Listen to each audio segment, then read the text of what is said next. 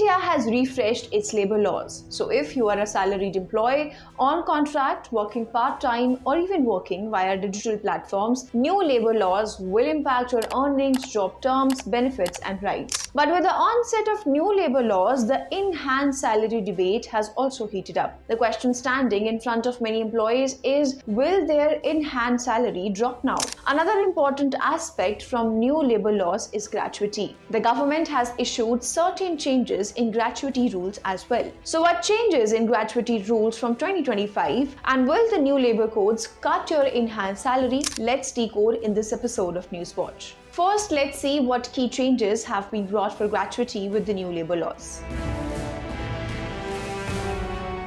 The new labor codes redefine what qualifies as wages. They mandate that basic pay and DNS allowance together must form at least 50% of total salary. Since gratuity is calculated entirely on basic pay, this restructuring will automatically result in higher gratuity payouts at the time of resignation, retirement, or termination. In simple terms, a higher basic salary today translates into a larger gratuity benefit tomorrow.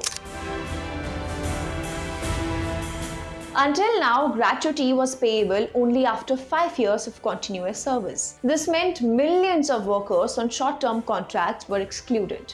Under the new labor framework, this changes fundamentally. Fixed-term and contractual employees will now become eligible for gratuity after completing just 1 year of service. This is being viewed as a major shift in favor of India's growing contractual workforce.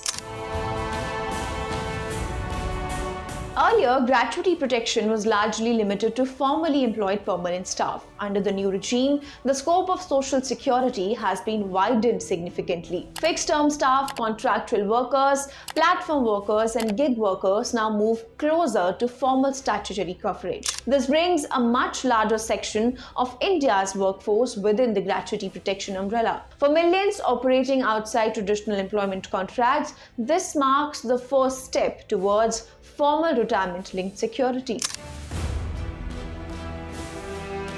For years, many organizations structured salaries in a manner that kept basic pay artificially low while pushing a large portion into allowances. This helped companies limit their long-term liabilities such as PF and gratuity. That practice will no longer be possible. With a uniform wage definition in place, gratuity calculations will now be transparent, standardized, and consistent across industries. This also reduces disputes at the time of final settlement.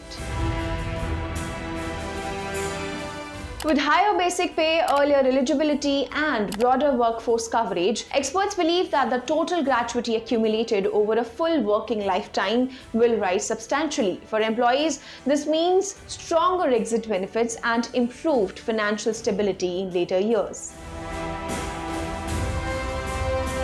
Under the revised wage structure, basic pay and DA must account for at least half of the total CTC. Allowances will therefore be compressed. Provident fund and other statutory contributions will automatically increase. So what does this mean in practical terms? Even if an employee's total CTC remains unchanged, the monthly deductions will rise and the in-hand salary may decline. This is the key reason the salary cut debate has intensified.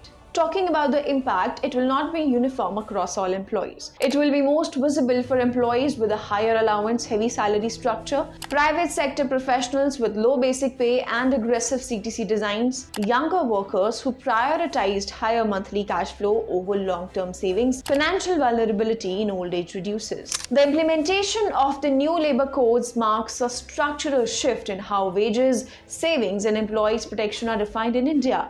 So what do you think of new labor laws? Share your thoughts with us in the comment section below. If you like this video, then like, share and subscribe to ET Now.